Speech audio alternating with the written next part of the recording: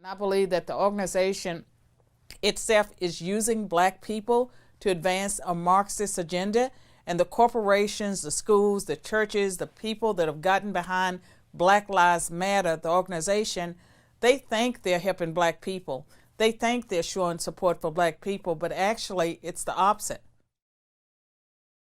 Hi, I'm Carol Swain, former professor of political science and law at Vanderbilt University. Before that, I was a tenured professor at Princeton University. I am a conservative. I have a podcast, I write articles and books. I am educating the world. The world is my classroom. Welcome to my classroom. I want to thank you so much for being here. My I really pleasure. appreciate it. And in your intro, you talked about how you are a conservative. And people will look at you and they say, a black conservative? I didn't know those people existed. How did you get to the point of where you're at now? Well, I was born and raised in the country, a rural Virginia, a southerner. And so with that comes common sense. Now, common sense is in short supply these days. So I had common sense. And so even when I was a Democrat and I was not a conservative, I was not necessarily seeing the world as everyone else did. And so I can always say that my perspective on the world was different. I think that helped explain that I did have success in academia during the years that I was a Democrat. But after I had a Christian conversion experience and I became more conservative, then the world changed for me. It's kind of the common sense values. I totally agree with that because I went through college and I thought I was a liberal or more of a leftist type of person. But then I realized that the common sense values that I had actually lined up with conservatism. And I found that a lot of people actually had those same kind of values. But right now in America, especially at the universities and with all these young people rioting and marching in the streets, we're seeing really, like you said, a huge lack of common sense. What do you think is the biggest problem facing these communities right now? One of the biggest problems is that young people who are being educated at our colleges, universities, middle schools, that they're not being taught critical thinking skills and that it's so much indoctrination. And so they're out there, bless their hearts, they're trying to change the world. They don't even understand the world. And so they're out there trying to fix things, but they are clueless in a lot of ways. Yeah, one of the things that we're seeing right now is the amount of protesting going on for George Floyd's death and Black Lives Matter really bolstering itself up. Do you think that Black Lives Matter is doing a lot of good for young African Americans in our country right now? Okay, in 2016, I gave a CNN interview. I was debating an attorney in LA named Areva Martin. And at that time, the 5 police officers in Dallas had been slain. And I pointed out, because I'd gone to the Black Lives Matter website, that they were Marxist. It looked like, that the planks came from the Communist Manifesto. They were talking about overthrowing the state. And at that time, I said that Black Lives Matter was a destructive force in our society, and it was a problem. And I caught a lot of grief for saying that. Now the founders of Black Lives Matter, they've come out. They've come out as Marxists. And what I see is people not being able to discern between the statement, Black Lives Matter, in the same way that all lives matter. They can't distinguish between the slogan that's a truth statement and the organization that's Marxist. And I believe that the organization itself is using black people to advance a Marxist agenda, and the corporations, the schools, the churches, the people that have gotten behind Black Lives Matter, the organization, they think they're helping black people. They think they're showing support for black people, but actually it's the opposite. Yeah, why do you think that so many people support an organization like Black Lives Matter when, very clearly you can go to their website, you can see their views, their ideals. They said they want to have literally no police anymore in America. Why do you think there are so many people so attracted to those kind of values? They're not attracted to it necessarily. Now, some of the people that support Black Lives Matter, they're supporting it because they think if they put a poster in their window, their windows will not be broken out. So they're sort of paying what they think is protection money. That never works. I think anyone who really understands the organization, how could they support it? I believe that white people are cowardly, especially at this moment in history, and they feel like they want to show that they support black people. We don't hate anybody. I'm not racist. I can prove it. I'll give money to Black Lives Matter. We were doing a video today in Venice Beach about this police brutality and defunding the police, and we talked to a couple of black students, and we were like trying to work together with them, and they're like, oh, I don't think you're racist, I don't think they're racist. Then we went and talked to this white woman, and she comes up and starts talking to us, and then she says that as white people we are racist. And I said, well, we just talked to some black kids, and they didn't think I was racist, but you as a white person are coming and telling me I'm racist. Do you see a big disconnect with what white people are doing in this country versus what black people are actually getting offended by or think is racist? It would be comical if it wasn't sad.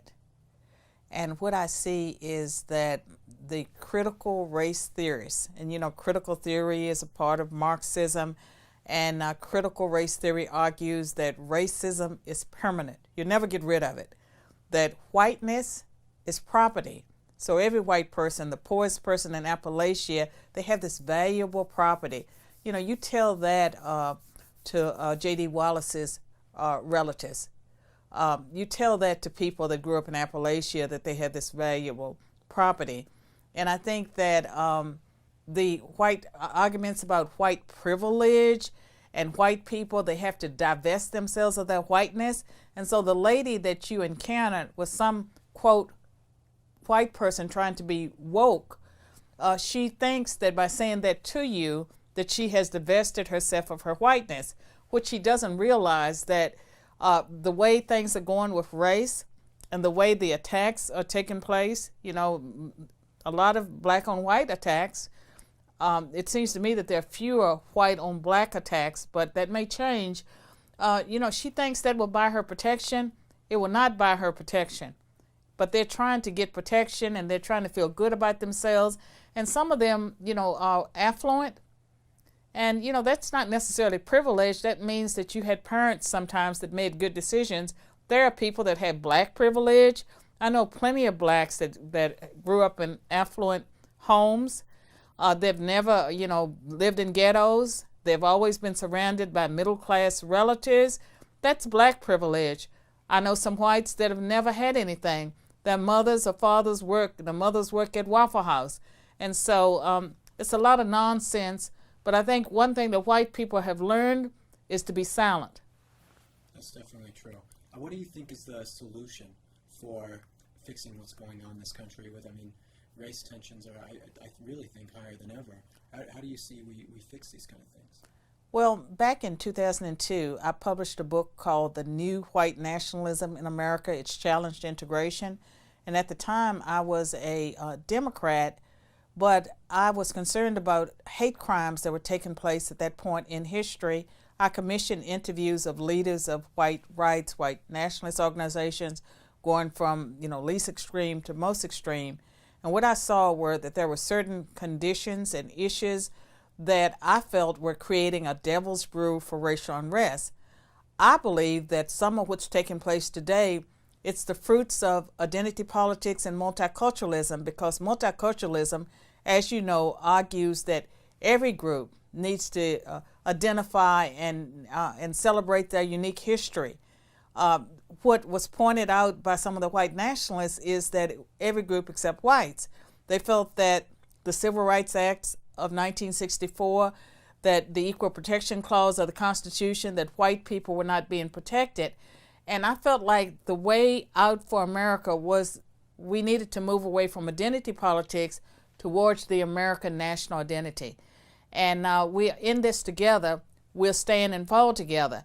And right now, there are some legitimate issues that need to be addressed. And even within the black community, black crime, the abortion rate, the racial preferences that have, in some cases, placed people where they shouldn't be. And so you have a lot of college students not going to class. They're easily offended. They want to resegregate. Some of those students are in colleges and universities where they do feel marginalized. They are frustrated. They can't do the work. And I think it's easier to protest. And to them, it's systemic racism. And I would say the systemic racism, I was born in 1954. That was the year of the Brown versus Board of Education case. There was segregated schools then. That was systemic racism. In 1964, we passed the Civil Rights Act that opened up accommodations, ended all kinds of discrimination in employment, accommodations. It opened up all It opened up many opportunities for blacks. 1965, the Voting Rights Act was passed. 1968, the Fair Housing Act passed. We had moved towards a colorblind society, but immediately, and this came from white elites, we got race-based affirmative action, and at that same time, women were added too. So we got affirmative action. It included women from the very beginning. By 1971, there were 5 groups that were added to affirmative action.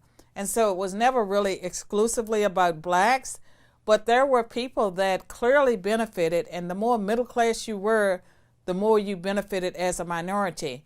And when I look at America, I see for more than 60 years, people have been aggressively trying to erase the past and present effects of discrimination. Slavery, Jim Crow racism, acts of the federal government that were discriminatory. People have worked, trillions of dollars have been spent, and yet we hear that racism is worse than it's ever been. I think that the system works towards racial and ethnic minorities, and the things that we're focused on now that has to do with police brutality, that blacks and people of color do have a lot of interactions with police, millions of interactions. We hear about these cases where things go wrong, but the black crime rate is problematic. Blacks are 13% of the population, committing over 51% of the violent crimes. A lot of it is black-on-black crime. It's problematic that Black Lives Matter, they focus on whenever a white police officer kills a black person, but not on the black-on-black crime or the fact that black women, 13% of the population, are getting 37% of the abortions, and that's being pushed by the Democratic Party. So there's something very, very broken. There's something wrong. There's plenty to be addressed. Yeah, those same black kids who I was talking to at the beach and asked them these questions. I asked them, I said, how many unarmed black men do you think were killed by police last year? And one of the kids said, 1,500.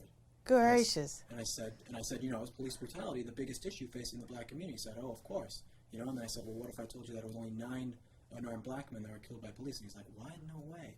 That can't be true. It's just, they're so misinformed. And far many whites were killed, and a black person, I believe I saw data, they're more likely to be killed by a black police officer, that the white police officers are less likely to fire. And I've had a concern about people resisting arrest, because in a lot of the cases that I'm familiar with, not all, but in many of those cases, it involves someone resisting arrest. That will never end out well for anyone that's resisting arrest. And I think that we're reaching a point, like with this movement, they want it so that unless a person voluntarily says, yes, Mr. Policeman, I'll get in the back of your car and I'll ride downtown, the police officer will not be able to use any kind of force to get anyone into the car.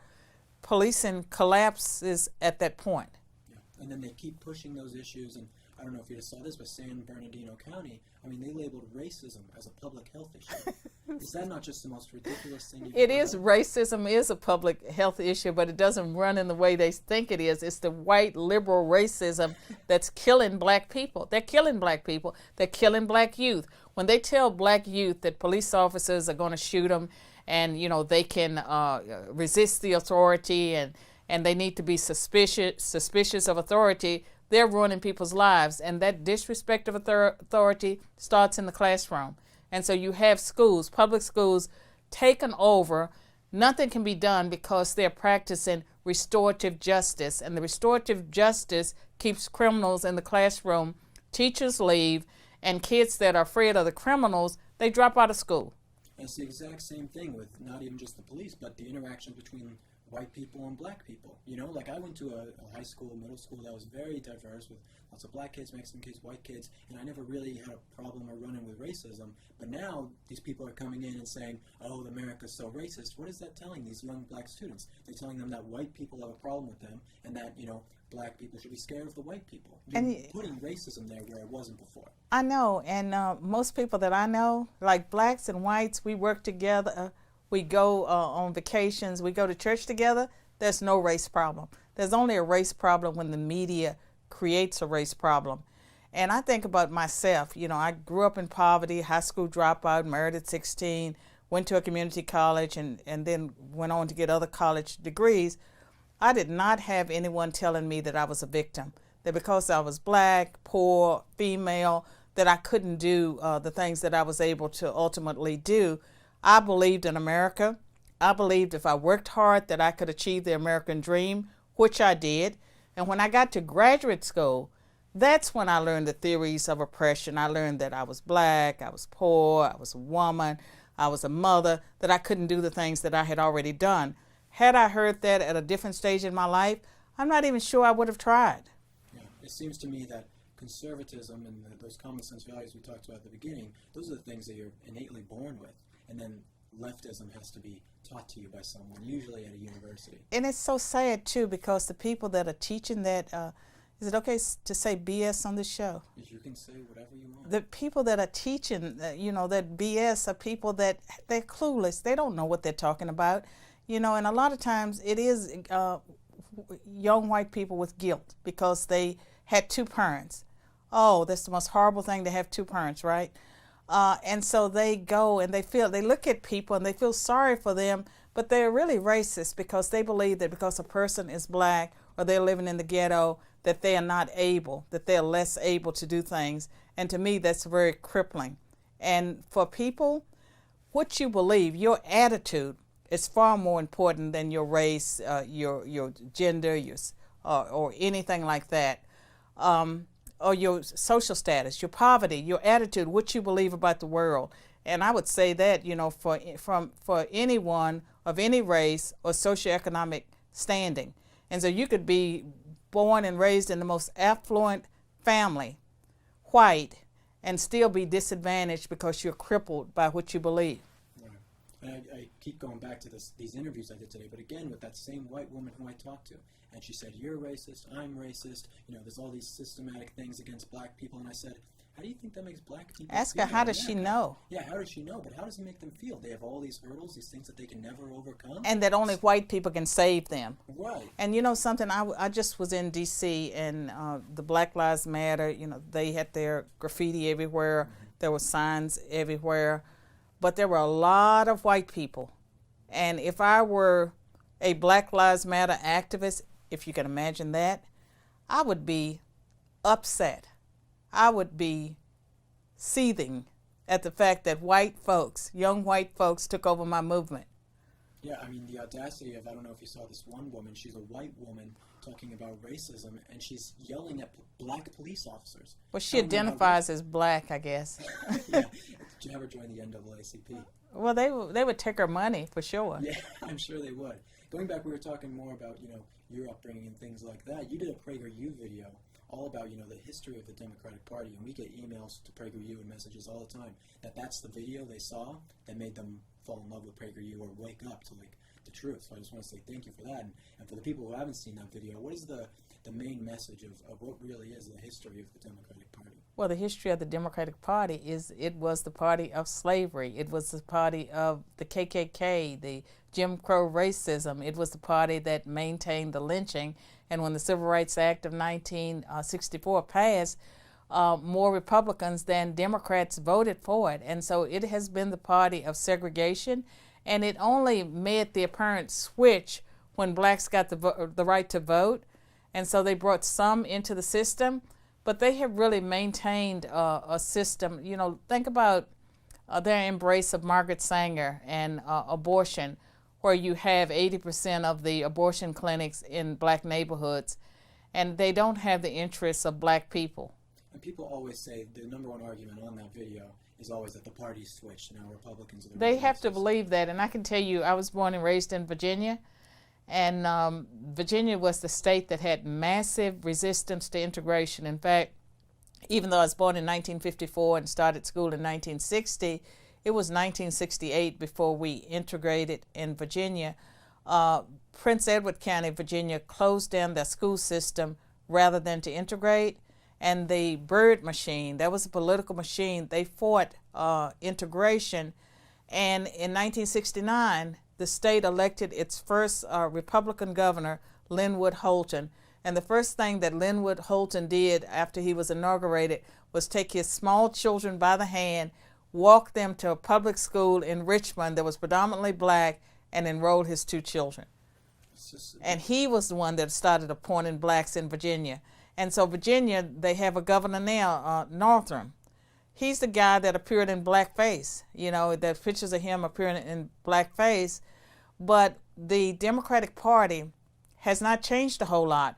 And I'm a Virginian, I love my state, but at the same time, my state has not been very good when it comes to race. And for the most part, they've elected Democrats. In stark contrast to that, though, you talked about the Republican Party as well, being basically the anti-slavery party started. Yes, but the video that I really want people to watch, and that does not have as many views as my PragerU videos on the Republican Party, the Democratic Party, and the Big Switch, is the one about the 3/5 clause. And I don't know if you were taught this in school, but you hear well-educated people saying that at the time the Constitution was ratified, blacks were considered 3/5 a person, 3/5 a man. That is not true. Have you heard that? I have, yes. You knew better, right? Well, I didn't then, but I watched your video. I know I did. Well, I'm urging everyone to watch that video because that's not what the debate was about.